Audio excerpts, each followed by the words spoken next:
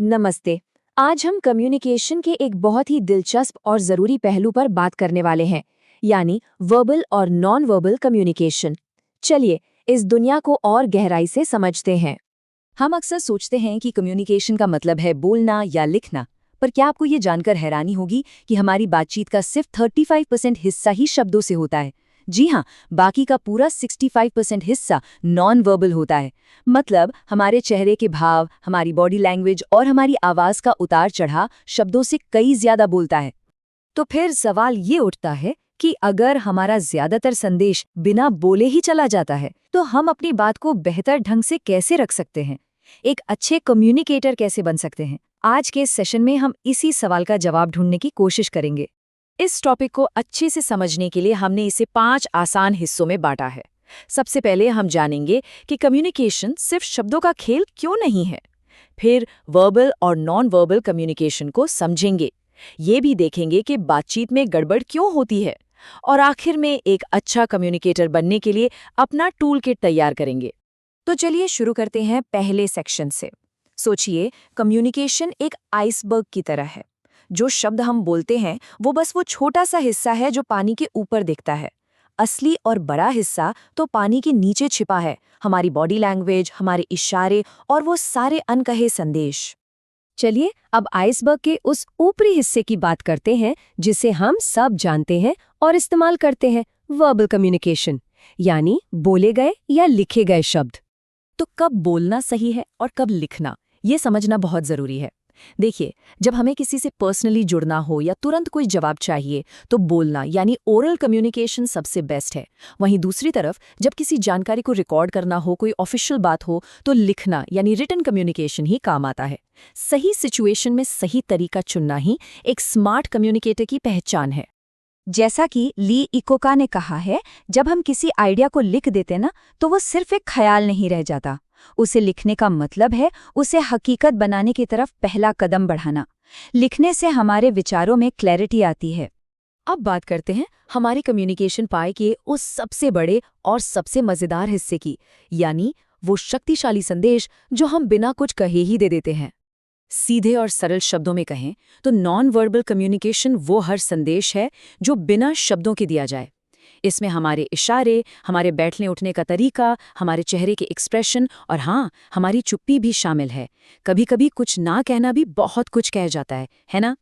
इसका सबसे अच्छा उदाहरण है ट्रैफिक लाइट या फिर एयरपोर्ट पर बने साइन। लाल बत्ती का मतलब रुको होता है। ये हमें किसी को बताने की जरूरत नहीं पड़ती। ये सिग्नल्स और सिंबल्स एक यूनिवर्सल भाषा की तरह हैं, जिसे हर कोई समझता है। हमारा शरीर एक खुली किताब की तरह है जो हमारी असलियत बयां कर देता है। जैसे अगर कोई बात करते हुए आंखें मिला रहा है तो वो कॉन्फिडेंट लगता है।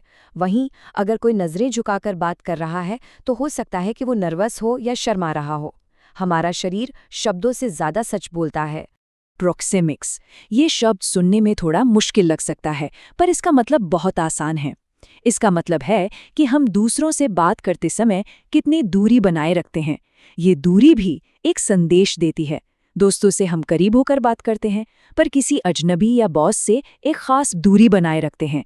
ये दूरी हमारे रिश्ते के बारे में बताती है। तो अगर हम लगातार बोलकर और बिना बोले कम्युनिकेट कर रहे हैं, तो फिर गलतफहमियां क्यों होती हैं? कम्युनिकेशन फेल क्यों हो जाता है? चलिए इसके पीछे की कुछ आम वजहों को समझते हैं। कम्युनिकेशन में आने वाली रुकावटों को हम 3 मेन ग्रुप्स में देख सकते हैं। पहली है भाषा से जुड़ी समस्याएं, दूसरी है हमारे दिमाग, हमारी सोच और हमारे रिश्तों से जुड़ी दिक्कतें, और तीसरी होती है अलग-अलग कल्चर के लोगों के बीच समझ का फर्क। भाषा की बाधा का एक मजेदार उदाहरण है इंटोनेशन, यानी आवाज का उतार चढ़ाव।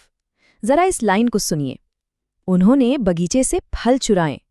यहां जोर फल पर है। अब इसे ऐसे सुनिए। उन्होंने बगीचे से फल चुराए। यहां जोर बगीचे पर है।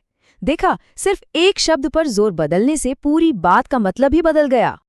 अब एक और बहुत ही दिलचस्प रुकावट के बारे में जानते हैं, जिसे कहते हैं सिलेक्टिविटी। इसका सीधा सा मतलब है कि हम अक्सर वही चीजें देखते और सुनते हैं जो हम देखना और सुनना चाहते हैं। चलिए इसे एक छोटी सी कहानी से समझते हैं। एक पादरी लोगों को शराब के नुकसान के बारे में बताना चाहते थे। उन्होंने एक कीड़े को शराब के ग्लास में डाला और वो कीड़ा तड़प तड़प कर मर गया। उन्होंने ये सबके सामने किया। अब पादरी ने सबसे पूछा, तो इस एक्सपेरिमेंट से क्या सबक मिलता है? भीड़ में से एक आदमी ने बड़े आराम से जवाब दिया, यही कि शराब पीने से पेट के सारे कीड़े मर जाते हैं। देखिए, पादरी का संदेश कुछ और था, पर उस आदमी ने अपने हिसाब से मतलब निकाल लिया। यही है सिलेक्टिविटी। तो अब जब हमने कम्युनिकेशन के तरीके और उसमें आने वाली रुकावटों को समझ लिया है, तो चलिए एक ऐसा टूल किट बनाते हैं जो हमें हमेशा सफल होने में मदद करे। एक बेहतरीन कम्युनिकेटर बनने का ये एक सीक्रेट फॉर्मूला है। कुछ भी कहने, लिखने या मैसेज करने से पहले खुद से ये 6 सवाल जरूर पूछें। मैं ये बात क्यों कह रहा हूँ? किससे कह रहा हूँ? क्या कहना है? कैसे कहना है? कहाँ कहना है? और कब कहना है? ये 6 सवाल आपको हमेशा सही दिशा में रखेंगे। तो चलिए आज जो कुछ भी हमने सीखा है उसे फटाफट रिवाइज कर लेते हैं। पहली बात, कम्युनिकेशन वर्बल और नॉन वर्बल दोनों होता है। दूसरी, हमारी बॉडी लैंग्वेज और इशारे शब्दों से ज्यादा ताकतवर हो सकते हैं। तीसरी, भाषा, सोच और कल्चर की वजह से गलतफहमियां हो सकती हैं। और चौथी और सबसे जरूरी बात, हमेशा कम्युनिकेट करने से पहले 6W वाले फॉर्मूले का इस्तेमाल करें। तो अब एक सवाल अपने आप से पूछिए, आज के इस सेशन के बाद आप अपने किस अनकहे संदेश यानी किस नॉन वर्बल क्यू पर ज्यादा ध्यान देंगे? याद रखिए, एक छोटा सा बदलाव भी आपके कम्युनिकेशन को बहुत बेहतर बना सकता है। For more clear explanations and daily IGNOU videos, subscribe to IGNOU minded decoded.